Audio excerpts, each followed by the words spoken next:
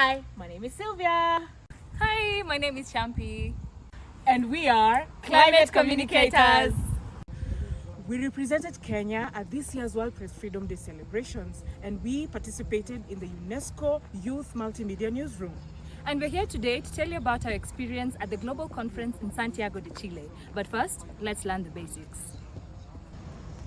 Free press is essential for development and democracy, and journalists need to report the truth without being threatened or censored.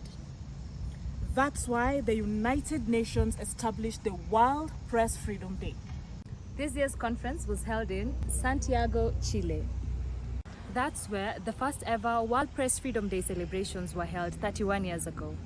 We're aware of the risks that journalists face while undertaking their jobs, and on every 3rd May, we honor all those who have been harmed or killed while doing their jobs. This year's theme was A Press for the Planet, Journalism in the Face of the Environmental Crisis. And this theme was particularly important this year because we wanted to highlight the important work of climate journalists. Together with dozens of young people from across the world, we reported about the conference in a fun and creative way, from your funny reels on social media to your conventional news article. Being part of this particular event, this particular conference was so life-changing. It made me, look internally as to what kind of impact basically I'd like to make in the world. I'm very grateful to have been part of the Youth Newsroom. It's so interesting to actually be there and see what goes on behind the scenes of these news articles we see, of these videos we see of UNESCO or whatever body that usually publishes such kind of works. And as a climate storyteller, I really feel like I was very fortunate to have been there and to experience what I experienced. It was so intense. I learned so much in such a short time. I made such good friends. And my favorite part was actually a very sad part. We were looking at the environmental journalists and the kind of dangerous situations they find themselves in. They're either censored, threatened, some even lose their lives because they want to highlight the climate injustices that are happening within their communities and even those that are happening outside of their communities. And it really did speak to my heart, and it made me become aware of the fact that we as the youth, and just as people or as human beings, we have the responsibility to be the voices of the voiceless in our communities. As long as we know that we have the courage, to be up there, we really should get out of there.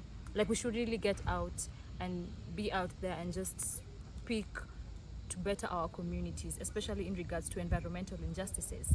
My favorite part, other than that, was when we were making short, funny videos of relatable experiences of just in general journalists, or rather climate communicators, and I think you have already seen them, and I can't wait to be part of such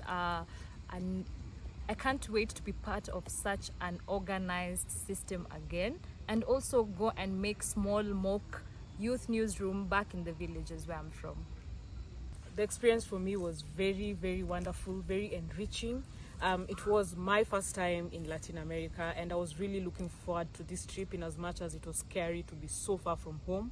But thank you to the opportunity given to me by UNESCO to be part of this youth newsroom. One of my most favorite experiences while I was there participating as a member of the youth newsroom was actually moving from every single hall and every single side session or side panel that was taking place. I loved the discussions. I loved listening to the Spanish people speaking. I loved just learning more about the work of climate journalists. Honestly, it's an area I have never really paid attention to, but this conference, this opportunity really opened my entire worldview in as far as how important matters of climate stories are really concerned. So I learned a lot.